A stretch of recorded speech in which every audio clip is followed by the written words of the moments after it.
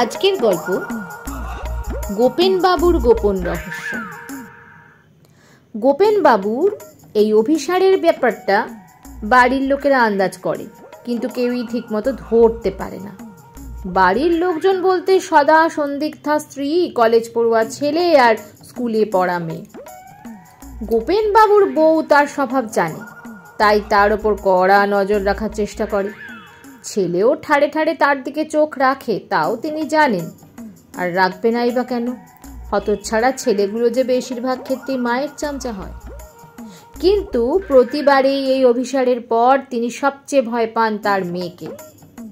ছোট হলে কি হবে, অসাধারণ পর্যবেক্ষণ ক্ষমতা তার মেয়ের।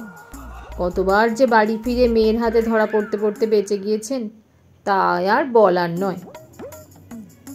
তিনি দিব্যি কাজকর্ম সেরে নিপাট ভালো মানুষের মতো ঘরে ঢুকে দেখেছেন মেয়ে তার দিকে একটা অদ্ভুত দৃষ্টি দিয়ে তাকিয়ে আছে।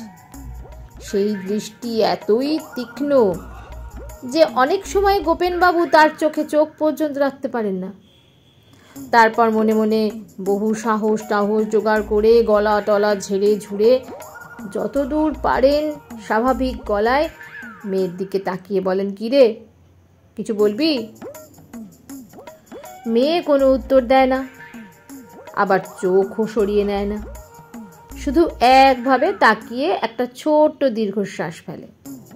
এই ব্যাপারটাকেই তিনি বড্ড ভয় পান। হাঁটু দুর্বল হতে থাকে, মনে হয় ও সব বুঝে ফেলেছে।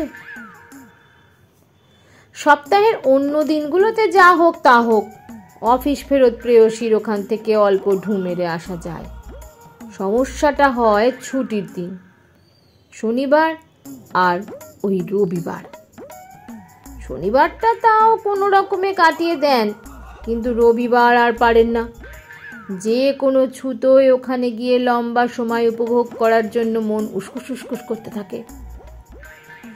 আজও বহু বায়নাক্কা করে সকাল থেকে গুটির পর গুটি সাজিয়ে রবিবারের বিকেলে গোপেনবাবু এসে পৌঁছলেন বড় রাস্তার মোড়ে। গাড়ি রেখে 3.5 মিনিট হেঁটে বাঁদিকে 4 নম্বর গলির সেই গোলাপি রঙের বাড়িটার সামনে। মনটা খুশিতে ভরে গেল। এই তো জীবন, একটা ভরন্ত সংসার, নিশ্চিন্ত রোজগারের পর। আর এই একটাই জিনিস তো চান তিনি জীবনে। বয়স যত বাড়ছে তত বাড়ছে এই টান।